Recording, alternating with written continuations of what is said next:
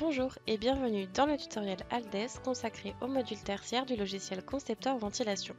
Ce module, destiné aux projets tertiaires, vous permettra de concevoir et dimensionner des projets aérauliques pour le petit et moyen tertiaire. Ce tutoriel comportera plusieurs vidéos sous forme de chapitres illustrés par des exemples concrets afin d'apprendre étape par étape les fonctionnalités de ce module. Le chapitre 1, les premiers pas, est dédié à la découverte du logiciel. Si vous n'avez pas encore téléchargé le logiciel Conceptor, je vous invite à aller sur ce lien.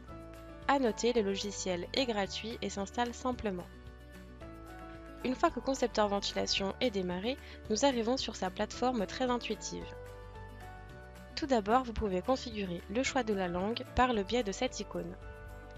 Si vous souhaitez être informé des mises à jour, cochez Vérifier les mises à jour automatiquement. Grâce à ces trois icônes, vous pouvez créer un nouveau projet, ouvrir un fichier récemment utilisé. Le logiciel Concepteur Ventilation propose plusieurs modules. La ventilation pour l'habitat individuel, la ventilation pour l'habitat collectif, la ventilation pour l'habitat tertiaire et pour finir, le module de ventilation naturelle ou hybride.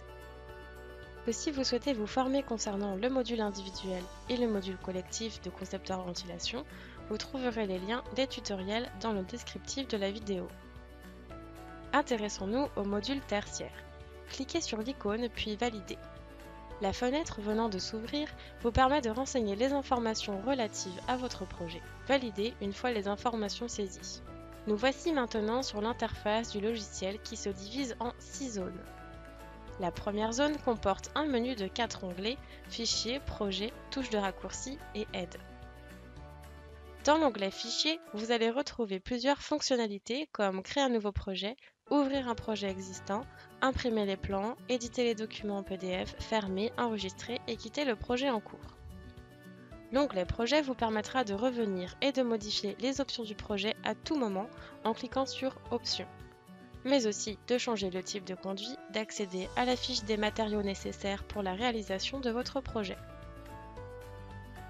L'onglet Touche de raccourci est une fenêtre récapitulative des différents raccourcis qui faciliteront votre utilisation dans Conceptor Ventilation. Elle est accessible à toutes les étapes de la création de votre projet de ventilation.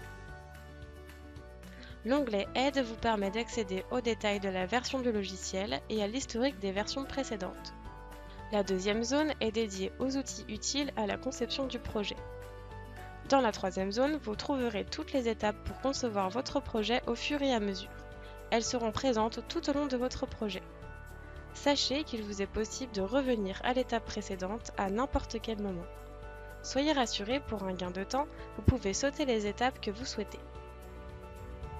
La quatrième zone concerne les propriétés liées à l'élément sélectionné. La cinquième zone, elle, est dédiée à la création du projet.